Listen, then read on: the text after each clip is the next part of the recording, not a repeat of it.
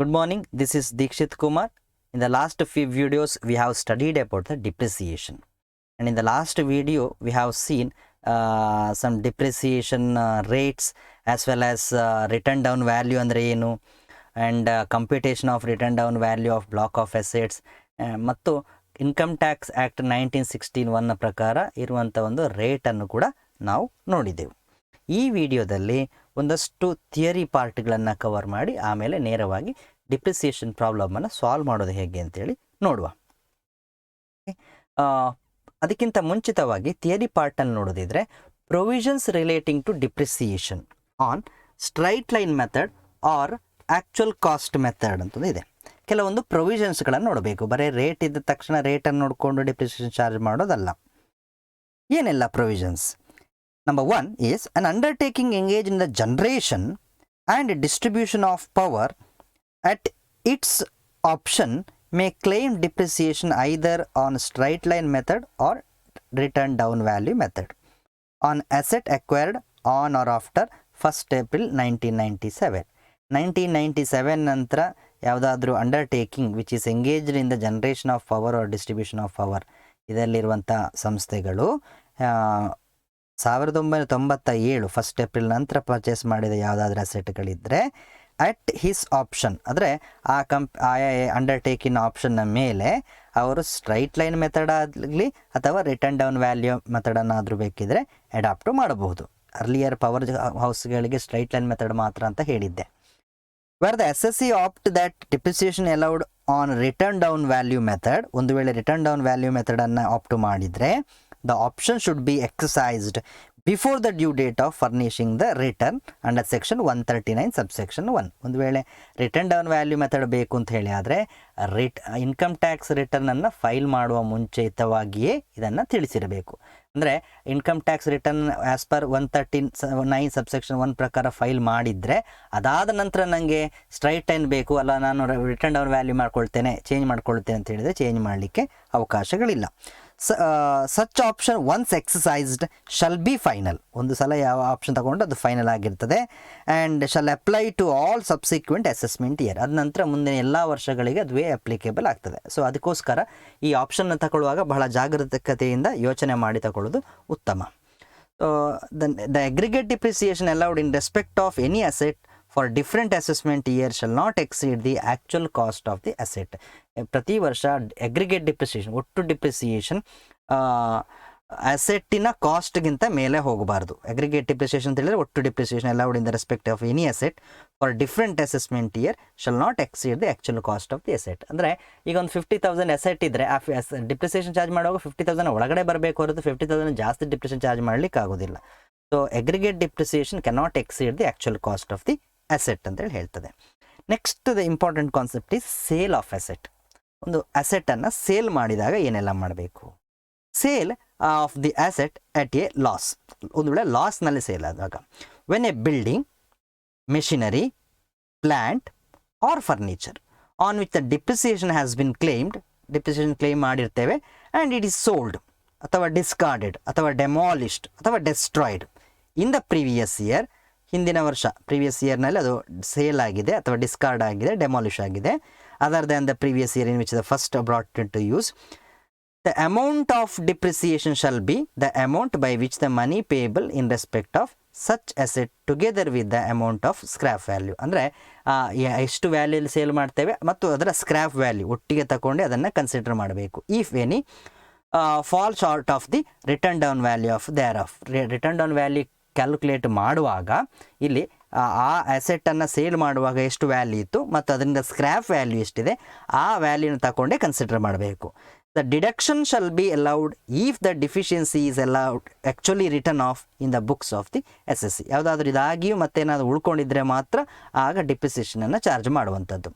If an asset is sold or discarded in the previous year in which it is first brought into use and lost, that loss shall be treated as short term capital gain. ಇದು ನಿಮಗೆ depreciation ಚಾಪ್ಟರ್ಲಿ ಬರೋದಿಲ್ಲ. Actually ಇದು ಬರುವಂಥದ್ದು short term capital gain ಅಥವಾ long term capital gain, income from capital ಗೇನಲ್ಲಿ ನೋಡುವಾಗ ನೋಡಬಹುದು. ಅದು ಥಿಯರಿಟಿಕಲ್ ಪಾರ್ಟಲ್ಲಿ ಇದಿಷ್ಟು ಗೊತ್ತಿರಲಿ. Okay, next sale of the asset at a profit, ಒಂದು ವೇಳೆ ಅಸೆಟ್ ಪ್ರಾಫಿಟಲ್ಲಿ ಸೇಲ್ ಆಯಿತು ಅಂತೇಳಿ ಆದರೆ, where the aforesaid asset is sold, discarded, demolished or destroyed and money payable in respect of such asset together with the amount of the scrap value, if any, exceeds the written down value, the excess shall be dealt with the ascender. ಅಂದರೆ sale ಮಾಡುವಾಗ profit ಮತ್ತು scrap ವ್ಯಾಲ್ಯೂನ ತಗೊಂಡಾಗ written down ವ್ಯಾಲ್ಯೂಗಿಂತಲೂ cross ಆಗಿ ಹೋಯಿತು ಅಂತೇಳಿ ಆದರೆ, the excess up to the amount of depreciation claim shall be chargeable as tax of income from business of the previous year which the win money is the payable. ಅದು income from ಬಿಸ್ನೆಸ್ನಲ್ಲಿ ಬರ್ತದೆ. ಇದು theoretical part ಮಾತ್ರ ನಮಗೆ ಇಲ್ಲಿ important ಸಾಕಷ್ಟೇ. The excess of over cost shall be chargeable as capital gain, ಅದನ್ನು ಕೂಡ ಕ್ಯಾಪಿಟಲ್ ಗೇನಲ್ಲಿ ನಾವು ನೋಡ್ತೇವೆ. ಸೊ ಕಾನ್ಸೆಪ್ಟ್ ನೆನ್ಪಿಟ್ಟು ಸಾಕು, sale of asset at a profit or sale of asset at a loss. Next unabsorbed depreciation. Unabsorbed depreciation ಅಂತ ಹೇಳಿದರೆ, if the whole amount of current depreciation allowance is not deductible on account of the insufficiency of income under various heads of income. ಯಾವುದಾದ್ರೂ ಡಿಪ್ರಿಸಿಯೇಷನನ್ನು ಈ ವರ್ಷದ ಇನ್ಕಮಲ್ಲಿ less ಮಾಡಲಿಕ್ಕೆ ಆಗಲಿಲ್ಲ ಅಂತ ಹೇಳಿದರೆ, depreciation claim ಮಾಡಲಿಕ್ಕೆ ಆಗಲಿಲ್ಲ ಅಂತ ಹೇಳಿದರೆ, that remaining unabsorbed amount is called as unabsorbed depreciation. ಅದನ್ನು ಅನ್ಅಬ್ಸಾರ್ಬ್ಡ್ ಡಿಪ್ರಿಸಿಯೇಷನ್ ಅಂತೇಳಿ ಹೇಳ್ತೇವೆ. ಸೊ ಇದನ್ನು ಹೇಗೆ ಟ್ರೀಟ್ಮೆಂಟ್ ಮಾಡಬೇಕು? ಪ್ರೊವಿಷನ್ಸ್, ಇದಕ್ಕೊಂದು ಪ್ರೊವಿಷನ್ಸ್ ಇದೆ. Provisions relating to deduction of depreciation and unabsorbed depreciation ಅಂತ ಹೇಳ್ತದೆ. If on account of insufficiency of profit of a business, ಒಂದು ವೇಳೆ ಬಾಕಿ ಬಿಸ್ನೆಸ್ನ ಪ್ರಾಫಿಟ್ ಡಿಪ್ರಿಸಿಯೇಷನ್ನ ಲೆಸ್ ಮಾಡಲಿಕ್ಕೆ ಸಾಕಾಗ್ತಾ ಇಲ್ಲ ಅಂತ ಹೇಳಿದರೆ, of a business full amount of allowable depreciation cannot be deducted from the profit of that business in that year. ಯಾವುದಾದ್ರೂ ಬಿಸ್ನೆಸ್ಸಿಂದ deduct ಮಾಡಲಿಕ್ಕೆ ಆಗ್ತಾ ಇಲ್ಲ ಅಂತ ಹೇಳಿದರೆ, say for example business income 5,000 ಇರ್ತದೆ, ಡಿಪ್ರಿಸಿಯೇಷನ್ 10,000 ಇರ್ತದೆ. ಆಗ 10,000 ಡಿಡಕ್ಷನ್ ಮಾಡ್ಬೋದು, 5,000 ಮಾತ್ರ ಡಿಡಕ್ಷನ್ ಮಾಡ್ಬೋದು. ಉಳಿದ 5,000 ಏನು ಮಾಡ್ಬೋದು? ಈ 5,000 ಉಳಿದದೇನಿದೆ ಅದನ್ನು ಅನ್ಅಬ್ಸಾರ್ಬ್ಡ್ ಡಿಪ್ರಿಸಿಯೇಷನ್ ಅಂತ ಹೇಳ್ತೇವೆ. So the balance of unabsorbed depreciation shall first be set off against the profits of any other business or profession carried on by him. ಅಂದರೆ ಒಂದು ಬಿಸ್ನೆಸ್ಸಿಂದ ಅದನ್ನು ಸೆಟಪ್ ಮಾಡಲಿಕ್ಕೆ ಆಗಲಿಲ್ಲ ಅಂತ ಹೇಳಿದರೆ, ಎಸ್ ಕ್ಯಾರಿ ಮಾಡುವಂಥ ಇನ್ನೊಂದು ಯಾವುದಾದ್ರೂ ಬಿಸ್ನೆಸ್ ಇದ್ದರೆ ಅದರಿಂದ ಅನ್ಅಬ್ಸಾರ್ಬ್ ಡಿಪ್ರಿಸಿಯೇಷನನ್ನು ಸೆಟ್ ಆಫ್ ಮಾಡ್ಬೋದು ಅಂತ ಹೇಳ್ತದೆ ಒಂದು ಕೇಸ್. ಒಂದು ವೇಳೆ ಇನ್ನೊಂದು ಬಿಸ್ನೆಸ್ಸು ಕೂಡ ಸಾಕಾಗಿದ್ದರೆ, ಈ still some part of the unabsorb depreciation is left unabsorbed, the amount left unabsorbed can be set off against income under any other head of that assessment year. ಒಂದು ವೇಳೆ ಬಿಸ್ನೆಸ್ನಿಂದ ಸಾಲಿಲ್ಲ ಅಂತ ಹೇಳಿದರೆ, ಆ ವರ್ಷದ ಬೇರೆ ಇನ್ಕಮ್ ಹೆಡ್ಡಿಂದ ಕೂಡ ಅದನ್ನು ಸೆಟ್ ಆಫ್ ಮಾಡ್ಬೋದು. For example, income from house property ಇದೆ, ಇನ್ಕಮ್ ಫ್ರಮ್ ಸ್ಯಾಲ್ರಿ ಇದೆ ಅಂತ ಹೇಳಿದರೆ, ಆಗ ಅದರಿಂದ ಬೇಕಾದರೂ ಕೂಡ ಈ ಡಿಪ್ರಿಸಿಯೇಷನನ್ನು ಚಾರ್ಜ್ ಮಾಡಬಹುದು. If unabsorbed depreciation cannot be wholly set off, the amount of depreciation not set off shall be carried forward to the following assessment year. ಒಂದು ವೇಳೆ ಈ ವರ್ಷದ ಬಿಸ್ನೆಸ್ಸಿಂದ ಆಗಲಿಲ್ಲ, ಈ ವರ್ಷದ ಉಳಿದ ಹೆಡ್ಡಿಂದ ಕೂಡ ಆಗಲಿಲ್ಲ ಅಂತ ಹೇಳಿದರೆ, ಆಗ ಬ್ಯಾಲೆನ್ಸ್ ಏನಾದ್ರು ಉಳಿದರೆ, the balance can be set off against income under that it can B carried forward for the following assessment year. ಮುಂದಿನ ಅಸೆಸ್ಮೆಂಟ್ ಈ ವರ್ಷಕ್ಕೆ ಕ್ಯಾರಿ ಮಾಡಬಹುದು ಅಂತ ಹೇಳ್ತದೆ. So the unabsorbed depreciation shall be added to the depreciation allowance for the following previous year or the succeeding previous year till such time it is fully deducted. ಎಲ್ಲಿ ತನಕ depreciation ಮುಗಿತದೆ ಅಲ್ಲಿ ತನಕ ಮುಂದಿನ ವರ್ಷದ ತನಕ ಅದನ್ನು ಡಿಪ್ರಿಸಿಯೇಷನನ್ನು ಮುಂದೆ ಹಾಕಬಹುದು. ಸೊ ಅದನ್ನು ಏನು ಪ್ರತಿ ವರ್ಷ ಅನ್ಅಬ್ಸಾರ್ಬ್ ಡಿಪ್ರಿಸಿಯೇಷನ್ ಇದ್ದರೆ ಅದನ್ನು ಕರೆಂಟ್ ಇಯರ್ ಅನ್ಅಬ್ಸಾರ್ಬ್ ಡಿಪ್ರಿಸಿಯೇಷನ್ ಅಂತೇಳಿ ತಗೊಂಡು ನಾವು ಕನ್ಸಿಡರ್ ಮಾಡ್ತೇವೆ. So if there is brought forward business loss, ಅಂದರೆ ಬಿಸ್ನೆಸ್ ಲಾಸ್ ಇದ್ದರೆ, ಹಿಂದಿನ ಬಿಸ್ನೆಸ್ ಲಾಸ್ ಇದ್ದರೆ ಆಗಲೂ ಕೂಡ ನಮಗೆ ಇದನ್ನು ತಗೊಳ್ಳಿಕ್ಕೆ ಆಗ್ತದೆ. ಒಂದು ಫಾರ್ಮೇಟ್ ಇದೆ. Yes, unabsorb depreciation or set off method ಹೇಗೆ ಮಾಡ್ತೇವೆ ಅಂತ ಹೇಳಿದರೆ, so if there is a brought forward business loss along with unabsorb depreciation, the order of set off ಹೇಗೆ ಯಾವ ಆರ್ಡ್ರಲ್ಲಿ ಮಾಡಬೇಕು ಅಂತ ಹೇಳಿ ಈ ಫಾರ್ಮ್ಯಾಟನ್ನು ತೋರಿಸ್ತದೆ. ಒಂದು, business profit before depreciation for the current year. ಬಿಸ್ನೆಸ್ನ ಎಷ್ಟು ಪ್ರಾಫಿಟ್ ಇದೆ ಅದನ್ನು ತಗೊಳ್ಬೇಕು, ಅದರಿಂದ ಲೆಸ್ ಕರೆಂಟ್ ಇಯರ್ ಡಿಪ್ರಿಸಿಯೇಷನ್, ಈ ವರ್ಷದ ಕರೆಂಟ್ ಡಿಪ್ರಿಸಿಯೇಷನ್ ಎಷ್ಟಿದೆ ಅಷ್ಟನ್ನು ತಗೊಳ್ಬೇಕು.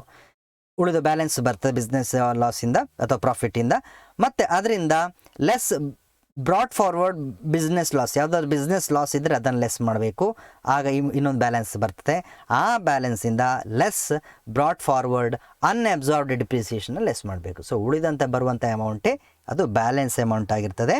So still if there any unabsorbed depreciation let off it can be set off against the income under any other head, ಬೇರೆ ಹೆಡ್ಡಲ್ಲಿ ಬೇಕಾದರೆ ಹೋಗ್ಬೋದು. ಇದು ಬರೀ ಬಿಸ್ನೆಸ್ನ ಹೆಡ್ಡಲ್ಲಿ ಇರುವಂಥ ಒಂದು ಫಾರ್ಮೆಟ್. ಈ ಫಾರ್ಮೆಟನ್ನು ನಾವು ನೆನ್ಪಿಟ್ಕೊಳ್ಬೇಕಾಗ್ತದೆ, ಯಾಕಂತ ಹೇಳಿದರೆ ಕೆಲವೊಂದು ಕ್ವಶನ್ನಲ್ಲಿ ಇದನ್ನು ಸಾಲ್ವ್ ಮಾಡಲಿಕ್ಕೆ ಕೇಳಬಹುದು. Okay, yes. Next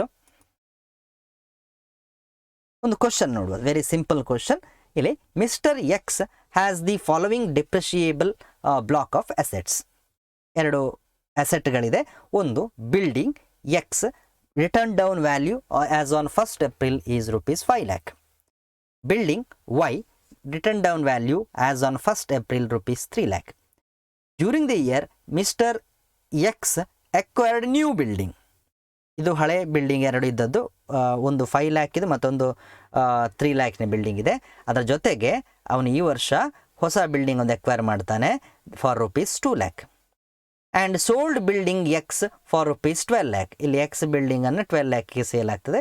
compute allowable depreciation calculate ಮಾಡಬೇಕು. We know that depreciation calculate ಮಾಡೋದು block of asset. Block of asset ಅಂತ ಹೇಳಿದ್ರೆ ಒಂದೇ ರೀತಿಯಾದ ಅಸೆಟ್ಗಳನ್ನು ಒಟ್ಟಿಗೆ ಸೇರಿಸುವಂಥದ್ದು. ಇಲ್ಲಿ ಬಿಲ್ಡಿಂಗ್ ಮಾತ್ರ ಇರೋದ್ರಿಂದ ಬಿಲ್ಡಿಂಗ್ ಒಂದು ಬ್ಲಾಕ್ ಆಫ್ ಅಸೆಟ್ಸ್. ಇಲ್ಲಿ ಎಕ್ಸ್ ವೈ ಝೆಡ್ ಅಂತ ಹೇಳಿ ಮಾಡಬೇಕಾಗಿಲ್ಲ, ಬಿಲ್ಡಿಂಗೇ ಒಂದು ಬ್ಲಾಕ್ ಆಫ್ ಅಸೆಟ್ಸ್. ಸೊಲ್ಯೂಷನ್ ಮಾಡುವ.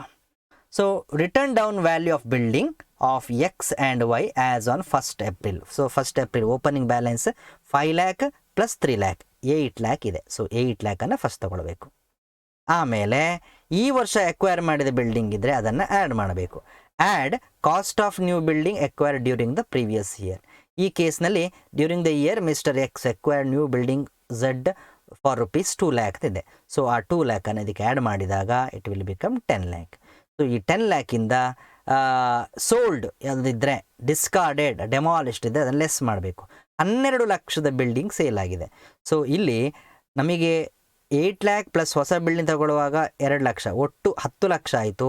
12 ಲಕ್ಷವನ್ನು ಡಿಡಕ್ಟ್ ಮಾಡಲಿಕ್ಕೆ ಆಗೋದಿಲ್ಲ. ಯಾಕೆಂತ ಹೇಳಿದರೆ it cannot go beyond this amount. 10 ಲಕ್ಷಕ್ಕಿಂತ ಮೇಲೆ ಹೋಗಬಾರ್ದು. ಯಾಕೆಂತ ಹೇಳಿದರೆ ಇಲ್ಲಿ ಅಸೆಟ್ ಇರೋದು ಆ ವ್ಯಾಲ್ಯೂ 10 ಲಕ್ಷದ್ದು. So less sale consideration of building during the previous year ಇದ್ದರೆ ಮ್ಯಾಕ್ಸಿಮಮ್ ಈ ಅಮೌಂಟು 10 lakh ಇದೆಯಲ್ಲ ಅದಷ್ಟೇ ಹೋಗಬೇಕು, ಅದಕ್ಕಿಂತ ಜಾಸ್ತಿ ತಗೊಳ್ಳಿಕ್ಕಿಲ್ಲ. ಸೊ ಇಲ್ಲಿ 10 lakh ಮಾತ್ರ ತಗೊಳ್ಬೇಕು, 2 lakhನ್ನು ಬಿಟ್ಟುಬಿಡಬೇಕು. ಅಂದರೆ 12 lakh ಅಂತ ಕೊಟ್ಟಿದ್ದಾರೆ ಅಂತೇಳಿ 12 lakh ತಗೊಂಡ್ರೆ minus balance ಬರಲಿಕ್ಕಿಲ್ಲ.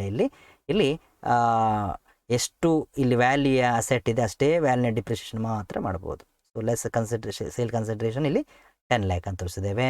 So return down value of asset as on 31st March is nil.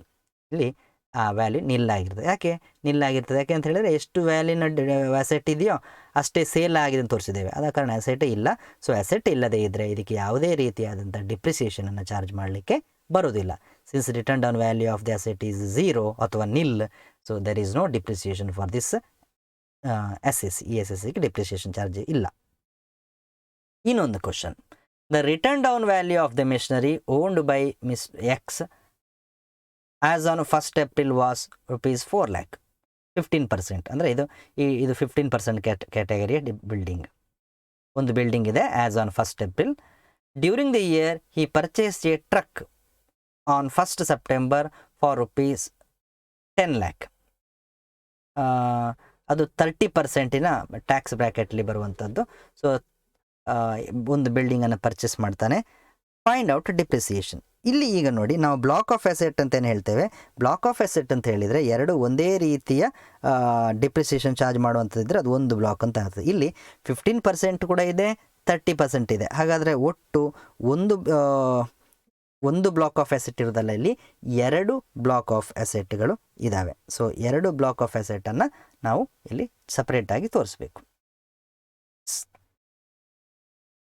First block machinery 15%ನ ಮೆಷಿನರಿ, 15% 4 lakhನ machinery. So return down value of the machinery as on 1st April is 4 lakh. So ಇಲ್ಲಿ ಹೇಳಿರುವಂಥದ್ದು 4 lakh ಅಂತ ಹೇಳಿದೆ. So 4 lakh less depreciation 15%. So 15% depreciation charge ಮಾಡಿದಾಗ 60,000 ಆಗ್ತದೆ.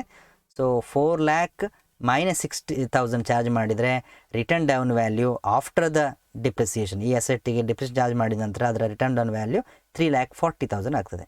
ಆದರೆ ಈ ವರ್ಷ ಎಷ್ಟು ಡಿಪ್ರಿಸಿಯೇಷನ್ ಚಾರ್ಜ್ ಮಾಡ್ಬೋದು? ಅದರಲ್ಲಿ 60,000 ಡಿಪ್ರಿಸಿಯೇಷನನ್ನು ಈಸ್ ಅಲೌಡ್ ಡಿಪ್ರಿಸಿಯೇಷನ್. ಇದು ಈ ಕಡೆ ಬರ್ತದೆ. ಇನ್ನೊಂದು block that is struck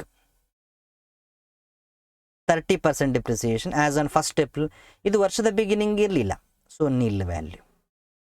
next add asset purchase during the previous year. 1st ಸೆಪ್ಟೆಂಬರಿಗೆ ಹೊಸ ಒಂದು ಅಸೆಟನ್ನು ಪರ್ಚೇಸ್ ಮಾಡಿದ್ದಾರೆ, that is 10 lakh. So 10 lakh ಇದ್ದಾಗ 10 lakh ಆ್ಯಸ್ ಇಟ್ ಈಸ್ ತಗೊಂಡಿದೆ ಇಲ್ಲಿ ಅಸೆಟ್ ಪರ್ಚೇಸ್ಡ್. ಲೆಸ್ ಡಿಪ್ರಿಸಿಯೇಷನ್, ಈ ಅಸೆಟ್ 30% ಬ್ರ್ಯಾಕೆಟ್ ಅಂತ ಹೇಳ್ತಾರೆ, ಸೊ ಇದಕ್ಕೆ 30% ಚಾರ್ಜ್ ಮಾಡಬೇಕು. So 10 lakh into 30% is equal to 3 lakh. ಇಲ್ಲಿ ಈ ಅಸೆಟ್ ಪರ್ಚೇಸ್ ಮಾಡಿದ್ದು ಸೆಪ್ಟೆಂಬರ್ನಲ್ಲಿ, ಹಾಗಾದರೆ ನಾವು ಅಷ್ಟು ಮಂತ್ಸಿಗೆ ರೆಡ್ಯೂಸ್ ಮಾಡಬೇಕಾ ಡಿಪ್ರಿಸಿಯೇಷನ್? ಇಲ್ಲ.